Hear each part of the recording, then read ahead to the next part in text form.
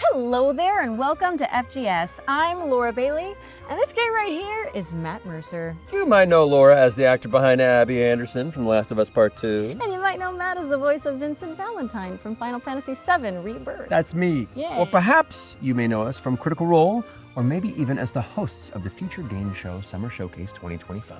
Either way, we're here now in this lovely restaurant to interview each other. Indeed. And Laura, after you. Teach me how to do the voice for one of your most iconic characters. For those who do follow Critical Role, because this is just a fun one to teach, there's a particular NPC named Pumat Sol who I adore very much. It's a very specific voice. It kind of talks like this. It's sort of a, that's kind of Northwestern, maybe a little Minnesota, a little bit in there, but it's also got a little Patrick Warburton and A little kind bit of, of, no, God. it's back of the throat. back You of gotta the like throat. open it. Yeah, You gotta open it up. yeah, Oh. yeah. Oh, Little geez. bass here in the chest. No, you're doing good. You're doing good. Oh, welcome. Oh, geez Louise, I'm skipping ahead. I think you did great. Thanks, Matt. Oh, wait, you want to do this one? Was there a specific moment or thing that made you want to become an actor? This is such a lame Give us story the now. gas. Give us the hot gas. Okay, What so, you got? you know, I had auditioned for plays and stuff, but I was really, really shy. But I did watch this interview with Katie Holmes, and she was like my age, and she was like talking about how she was in high school and she'd been doing this play at her school, and she got cast on Dawson's Creek, and she almost didn't take the job because she didn't want to let down her like high school theater department. It was like the first time I realized that somebody like me could do that as acting. Like I always thought of it as something so far away. I turned it off and I called my mom and I was like, I want to be an actor. And mom's like, okay, I don't know what that means. And I went to my like high school theater department. I told the theater director, I'm like, I want to be an actor. And she's like, okay, let's see what we can do. And so I just knew. You know, I think it'll work out for you in the long Thanks, run. Matt. You've been putting a lot of work into it recently, and I think some people are noticing. Me and Katie Holmes. TK. Oh boy. here Ooh, we go. this is a thick one. No, why do you get the thick? Ooh, and it even says I'm supposed to read it to you. Mm.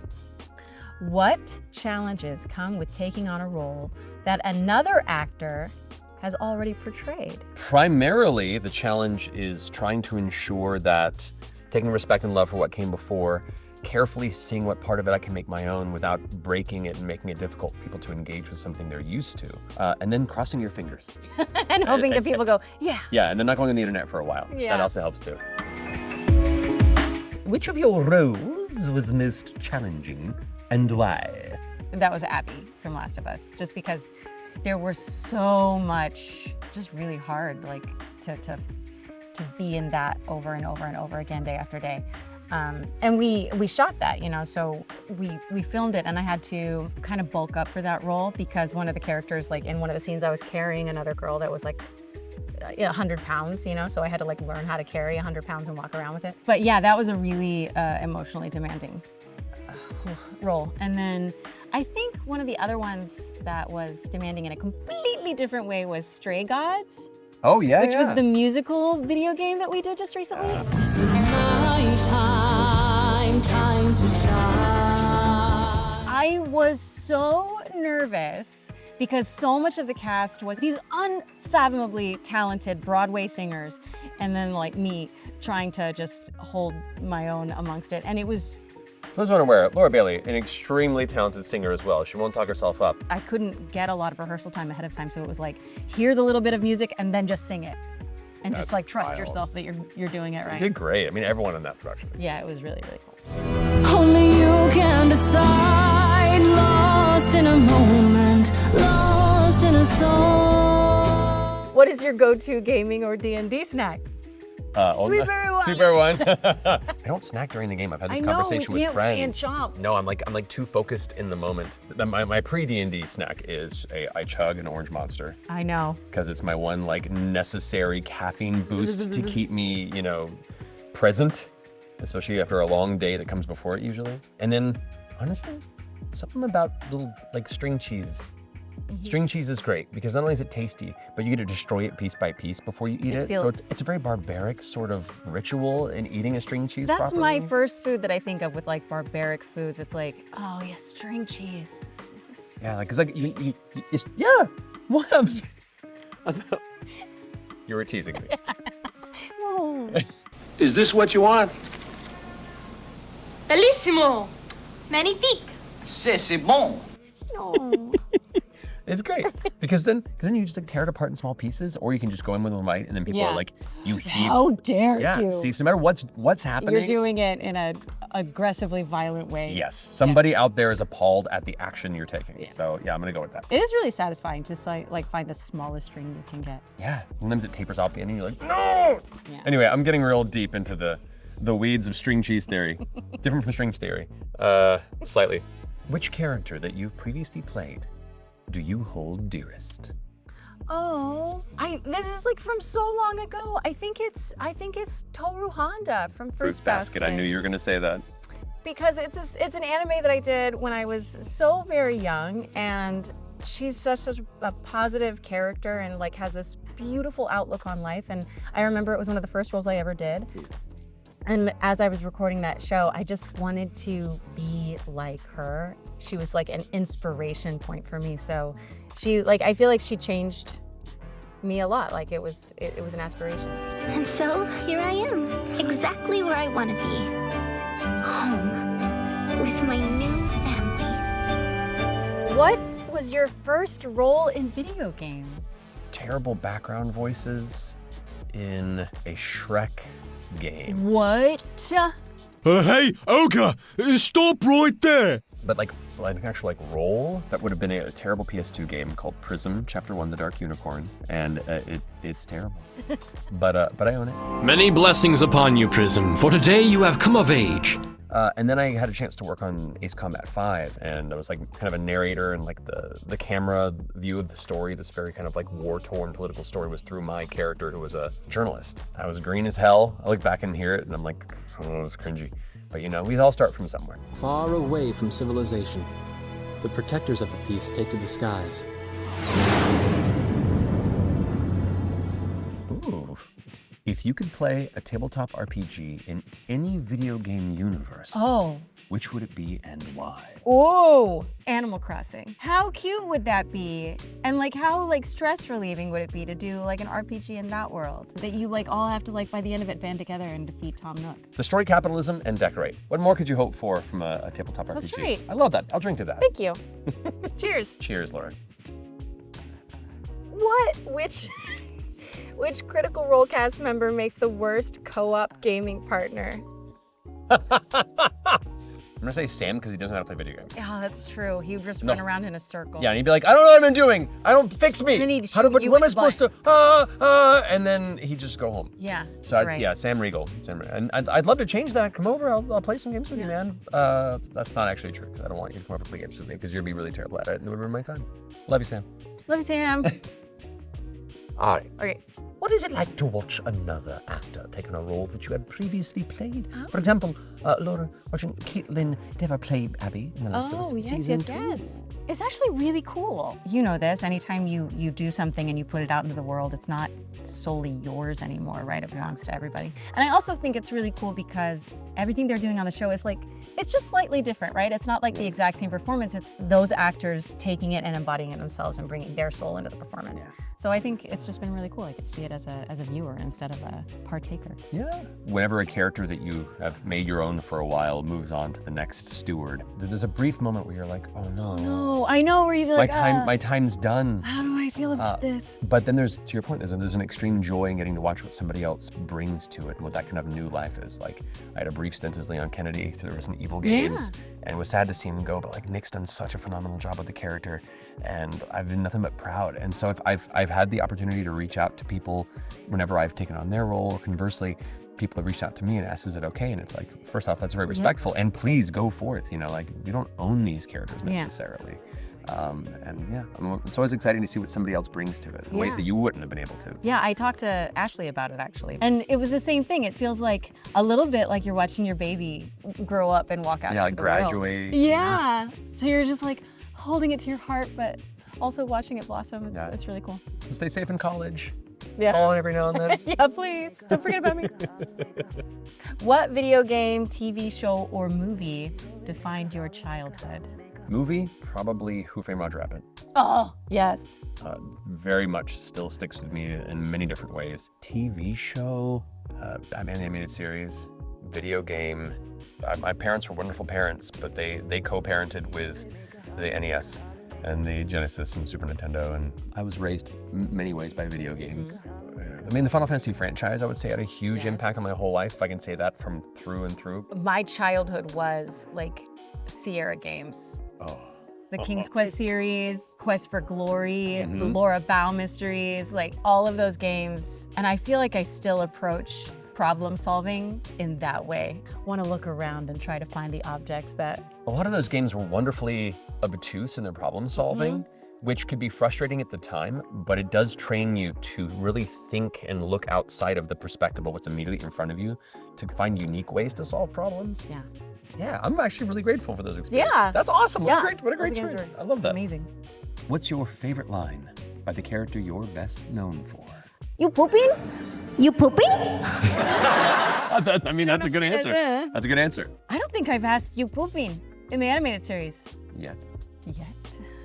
Tell me about, it ties in. Tell me about the worst job you ever had before you became a full-time actor. The worst job I ever did, this warehouse in like downtown LA to just stock shelves. You could tell the person who was managing that floor, one, hated their life, hated their job, and then hated me before they even met me. And I became just the focal point of their like means of expressing their distaste for the world and their situation. And it was a very abusive like experience that day. And It was just the one day? well, it was one day, and then at the end of it, they said, "Yeah, your manager called back and said that you were great. They want to see if you want to come in for the rest of the month." And I just didn't call them back. What's your favorite video game of all time? Probably Inquisition. I remember playing that game and thinking I had played so much, and I got to the first dragon fight and then realizing the game just started. And just my mind just exploded, like, oh my God, I get to do this for so much longer. It was so amazing, and I just love all of the romance options. Good You know? choice, good Thank choice. you. What about you? Most impactful would be Final Fantasy VII. It had the largest impact on me as a person. Which is why it was so cool that you were in it. I'm still processing. I know. It's still one of the coolest things in my life, but also I'm gonna throw Bloodborne on the list. I'm a From Software boy. Good hunter, what is it you desire? Ooh, this is a really good question. What's the best piece of direction you've ever received? There was one where like it was like soft cat punching cute noise was the sound. I was like, what does that even mean? So it was like, meow. That one was memorable. The other one was our dear Talis Chaffee from Critical Role directing me on a game years ago called Akiba Strip, in which you were beating up vampires and to make their clothes disappear so the sun would burn them. Wow. It was a very anime-tastic game. There was a voice print in the game that it was the foreigner voice print. Like, what would be a unique foreigner voice? And so Taliesin was like, I want you to be the grungiest Scotsman you can be. And so we got to record all these different lines and dialogue that could be put onto like moe, cute little cafe maid girls. Oh my God. Where you walk into the cafe and like, you there, what you up to? Sit down, I'll get you some milk. And he's like, no, more Scotsmen, more grungy, more drunk. And it was just like, oh, right, enter, sit down. Oh, cute you little boy, mew. And like, it got insane. That's amazing. So. Yeah, that's amazing. Here we go. What can you tell me about your next project? Date everything. Was that burp? So sorry. You can date Matt's perp. I'll probably, that's the DLC. Date everything. I play a laundry hamper. She's possessive, and it's an unhealthy relationship, but you should totally try it out. Maybe you can fix her. Yeah, maybe. What about you? I play Chance, the D20, to no one's surprise. You open your mouth and out comes... Chance, what a great name. He's great too. They put so many people in this game. And it's so well written. It really is. It was so much fun. It's rare that someone comes out with a game that ends a genre. Because I don't know what you date from this point forward in games. Date where everything. you can date everything. You can date your existentialism, can't you? Oh yeah, among other, I know a few things that you can unlock in that game, and it's so, play it. It's coming out soon. It's gonna be really fun. So good. The writing is incredible. It's so well done, Yeah. y'all. What is the most amount of takes in a row you've ever had to do? Do you know? Can I say mine? Yes, you can, please. Okay, so I mean, I don't know how many it is, but I think it's the most I've ever done. It was for a Star Wars trailer. It was like a commercial. And my only line in the entire thing was vengeance. And I had to say vengeance, I think probably like 100 times. And I thought I was going to go insane. Yeah. Because I was like, I don't know how else I can say vengeance. It's commercials. It's always It's commercials. It's commercials. Yeah, the most takes I ever did, I think it was like some sort of toothpaste commercial. And for some reason, I was like a taste bud, like a surfer taste bud. And my only thing was to go, yeah, cool. They booked me for like 2 hours. And I was like, for one line. And normally in a game, like if you were doing that in a video game, you would say that line and then move on. Yeah, but I feel like sometimes some clients feel like, no, we booked them for 2 hours. gotta We have to use the 2 hours. And so it was like, how many different possible alternate timeline variations of, yeah, cool, can we do, to the point where it became, my brain began to melt. I was just slowly dissolving in the booth. Reality began to pull apart. I was like, oh, this is a simulation. In space. Boy, it's very much like the Toast of London. Yes, I can hear you, Clem Fandango. I just think there was a little loss of energy on that last take. Maybe try one more. Yes! Yes! Yes! What is the last game you played? Oblivion remaster right now. Yeah, we were talking about that earlier. It's so pretty, and they kept all the jank, and I'm so happy. The charm is there. They kept everything that made it memorable, and honestly, I'm in love with it again. Outside of that? Outside of that, like the Dragon Pirate Yakuza in Hawaii, because like the Yakuza series is great, Yeah. and that was one that I worked very hard on the year before, and wanted to see how it all came together, and it came together swimmingly. More impactfully, I'll say, for those who know, me and my wife finally took the time to play through Disco Elysium. And that is one of the greatest games of all time. I love it forever, and it might be like an annual playthrough type game. Really? It's so good. I gotta do it. You do. Okay. It's worth your time. What advice would you give to someone who wants to get into acting? It's a bunch of rejection, and occasionally you get work. Yeah. And that's if you work a long time towards it. So being emotionally ready for that and not taking it to heart that you not booking work doesn't mean that you're not talented. It just means that you weren't right for the tapestry of that production. Yes. It's an important thing to keep in mind. Otherwise, it can be soul crushing. And then beyond that, study. Study. That's one of my main things too. So many people want to get into acting. People find out we're voice actors and say, "Oh, can I get an audition?" Yeah. Because people tell me all the time I have a really good voice. It's kind of like you said, I want to be a lawyer or I want to be a doctor, and you said, well, can you get me a job doing some surgery? Because my hands are really steady. Yeah, and that's a really good talent to have. That's a key part of it, but you have to have the things to back that up. Yeah, I mean, like an inherent skill and ability is huge, and that will carry you to a certain point. And the fact of the matter is, when you want to become a professional actor, you are now stepping into the ring with us. These professionals right here. Whatever, yeah. But like, meaning we've put a lot of time into training too, because at the end of the day, those who have both the skill and the experience are going to be more competitive to work for the roles that are there. And we want to make sure that you are enabled enough to be competitive in that same space. And so having the talent is great, but taking the time to learn about the craft, learning how to interpret copy, learning how to do scene study, do theater, do on camera, do all sorts, depending on all different types of acting you want to do. Study the actual techniques that are there, because the inherent talent that you have will only be made that much brighter by having those tools at your disposal. To back it up. I always say it's smart to read books out loud. Because so often what we do as voice actors is cold reading. So you'll be in the booth and you won't have been able to read the script ahead of time, and you'll have to say those lines for the first time, with a performance level, if you don't want to slow down production too much. So it's great to be able to read to a performance level from the first time. And that only comes with practice and practice and practice. Yes, and part of that too is making a bold choice with the read too. Because even if it's not the right choice for the scene, the fact that you made a choice and knew how to interpret that into the emotion of your character in the moment that you're reading, the director can always guide you in and take you better into context. This workshop brought to you by Matt Mercer and Laura Bailey. Yeah, I'll Venmo you later. Yeah. I already know my answer. Who's your favorite video game companion of all time? No, definitely not Serrano. It's definitely not Serrano. I couldn't stand her. How dare. Oh man, Garrus.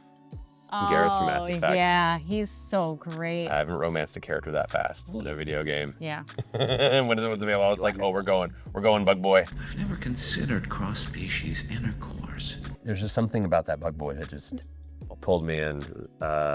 Brandon Keener, Yes. portrayed him, did a phenomenal job. There's a charm to his presentation, but also like a very Captain America forthrightness, where you're like you're fun, and there might be a little bad boy in you, but you're too goody two shoes, which means I want to corrupt you. I don't know, like there was layers. Alistair from Dragon Age. Bad things happen when I lead. We get lost, people die, and the next thing you know, I'm stranded somewhere without any pants. I met Steve Valentine at our agency's Christmas party one year, and my agent knew what a fan I was, and she introduced me, and Travis was standing right next to me, and I was like, I'm gonna keep it together right now. I didn't even tell him. It's weirdly like Steve's car's tires were slashed later that evening. Travis drove you home early. It was a weird night. So weird. Yeah. Laura Bailey. Yes. What line are most people most likely to yell at you in the street? Move! I'm driving here. You can't park there. No, but I know mine. No, it's high noon. Yeah, forever. It'll be on my gravestone. It's high noon. I don't think I have one. It's probably you pooping. That's the thing that people say to me the most. A legacy. It's a weird legacy. It's the perfect legacy. I'm so proud. What was your first experience with Dungeons and Dragons? Technically, my first time was reading the monster manual that my mom had bought me at a garage sale. Mm-hmm. How old? Because I want to know, because Ronan reads it too, and I'm like, am I letting him look at this way too young? No. How? I would have loved it earlier, but I just didn't have access to it. I would have been 13. Oh, sure. Okay. But no, like you're raising your boy, right? Mm-hmm. And then I was invited to play a game from the people who ran my video game anime nerd club in high school. And that was my first introduction to it. And we played for a bit, and I was like, I don't like the way they play, so I'm gonna start dungeon mastering it. And so I started running my own game. They were very sweet guys. Like, they were great. I had different expectations of like sweeping heroic narrative. And they were like, no, I'm gonna try to kill you. We're gonna beat things and take gold and fight. You were my first experience with Dungeons and Dragons. Yeah, and it was amazing, and I kept doing it. So far, so good. So good. Last question of the bowl. Who gets to ask it though? Because we didn't answer that question. We'll ask Sarah at the same time. Okay. Share your go-to vocal warm-up technique. If I'm in the car and I know that it's like early morning and I'm having to go to a voiceover session that's like for a high-pitched character, then I do like hawk noises, like as high as I can, and I'll keep going higher and higher as I'm driving, because it opens up that palette and lets you like get higher into your range. Yeah, that's cool. Yeah. I like that though. And then my other one is if I'm tripping over a line in a session and it's like really hard to get through, put your finger in your mouth, and you say the line over your knuckle. Mm-hmm. And then when you take your knuckle out of your mouth, you can say the line. Yeah, it's a weird enunciation It's practice. a weird thing, but it works. I have a few playlists that I sing along to depending on the range of the character. Higher and softer register character, I'll have things like Seal that I'll sing along with. Love remains a drug that's high enough. Now I know why that's your go-to karaoke. Oh yeah, it's classic. Also, it's a fucking jam. And then if it's like a more guttural, lower voice, I'll probably do something like Typo Negative or Mike Patton based playlists, because his vocal range is so insane.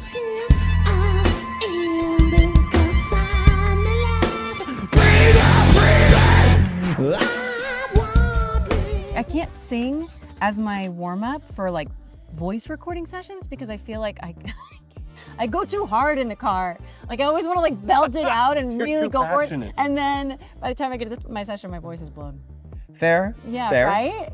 Fair. Yeah. Which works for those kind of raspy voices, but. Yeah, I mean, it depends, Yeah. Also, taking a shot of scotch before you go to bed at night the night before can also help kind of get that lower. lower stuff Yeah. too. Not that I, or either of us, would Would- ever condone the drinking of alcohol on a public space. No. But I think that concludes That's all our questions. our questions. We're Matt, done. We finished. hey, Matt Mercer, Laura Bailey. this has been an exciting interview. Absolutely. I've learned so much. So nice to meet you. You as It's well. great to get This to know has you a been a little good time. better. Thank you.